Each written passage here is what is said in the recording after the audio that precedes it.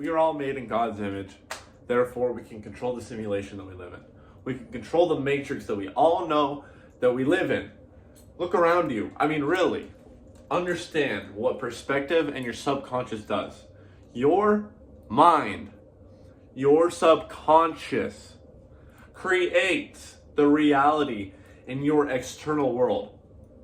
Once you can fully grasp this and truly understand it and feel it as an emotion, as well as logical, not just logically, your whole life changes. The way you go about everything changes. The way you go about thinking about shit.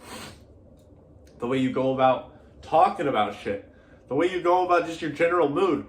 The second you understand this, you start to focus on your attention, and your attention starts to focus on, okay, throughout every moment of my day, how am I going to make this a good day? How am I going to keep my vibe up? You just maintain awareness on it, and your reality around you becomes what you ultimately think about, right? You're proactively creating your reality. If you're in a shitty mood and you're having shitty thoughts, fuck my boss, even if you're not even aware of these thoughts, that's why becoming aware is so important. If you're not aware of these thoughts, it's still gonna manifest itself around you. That's what manifestation truly means. It's the manifestation into the physical, third dimensional reality from your subconscious God mind, right? God part of your mind. The special gift that makes us humans. Now, today I wanted to talk about synchronicities because this has to do with it, obviously. Once you start understanding this about your subconscious, you start to see synchronicities everywhere. And if you're on your spiritual journey in general, you will definitely start to see synchronicities. Whether it's repetitive numbers on a clock or out there in the wild, numbers, you know what I mean? You're going to see repeating numbers on you're going to see a semi-truck with 222 or 888 or 111. It's just everywhere. You'll get a phone call from an 888 number. Well, yes, that's a common business phone number or whatnot. What are the chances that popped into your head when thinking about it? But synchronicities get even deeper than this, because what I've noticed recently, sorry, let me put my keys away, it's really distracting me. What I've noticed recently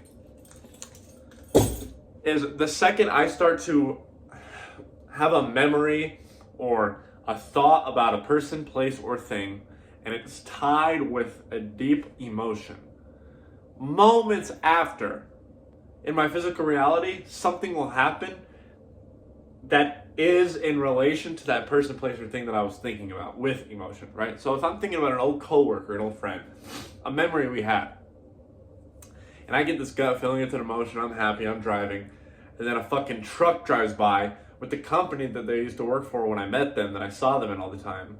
The same truck, like rare as fuck, with that company logo that I'd never see. Right after I have that thought.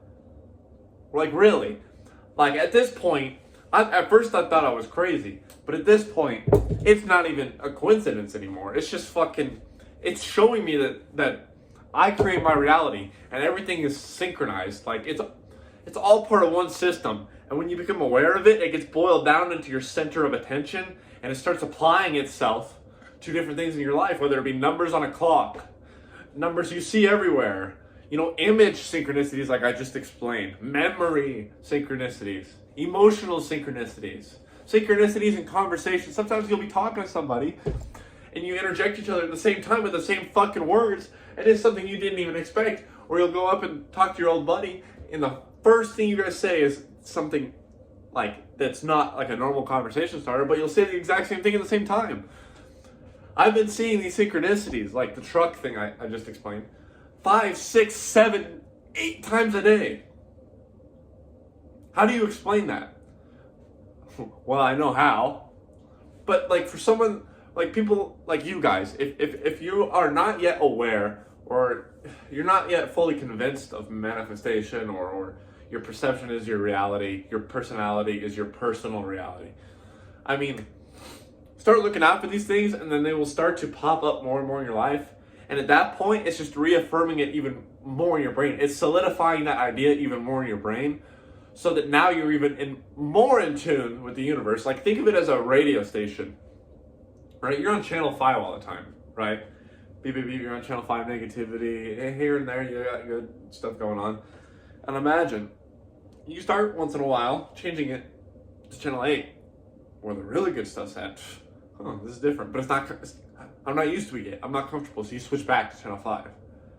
But if you keep yourself on channel 8 and you maintain the attention without subconsciously turning yourself to channel 5, metaphorically speaking, but you keep yourself at channel 8, you keep yourself focused, you keep your attention like, okay, I need to stay here throughout the day. These things will start to come into your life. You start tuning into that frequency. I mean, this is all metaphorically speaking, of course. But if you start thinking like, yes, I'm the creator of my reality. I see all these synchronicities. Everything in my life is going well. I got this significant person. I got this money. I got this business running for me. I got these friends. I'm having these opportunities. I'm in good health. My physique is improving more drastically than ever. And you start, it all adds up and combines, solidifies. And the more that you see it, the more you believe it, the more that your subconscious latches onto it. And then, what would be the word? Broadcasts it out into the universe for it to then broadcast itself back, because the universe is a mirror, because you are the universe. We are a fraction of God, right? So it's just a reflecting game. We're reflecting ourselves and our current state of self-image. You're going to start getting feedback of all the good things that you're saying even more. A good example of this is like, think about a good time in your life when you met that significant person that played a huge role in your life. When you met that person, chances are everything else in your life was going great. At least most things. You were really happy and content. It's like your emotions and your perception of your reality is like a magnet. And the more shit you get on it, it's like the magnet is attracting more magnets. And it's like, or more pieces of metal. And those pieces of metal are magnetic, so it's attracting more and more and more. But it could be the polar opposite. If you have the wrong side of the magnet facing out, out of your perception and your reality, you're attracting all the bad shit. And all the good shit is like, you're thinking about it consciously, but like, you're not going about it the right way. You need to be aware of this. You need to be aware that your subconscious mind creates your reality. And the fact that you're seeing this video is no mistake. It's no mistake whatsoever.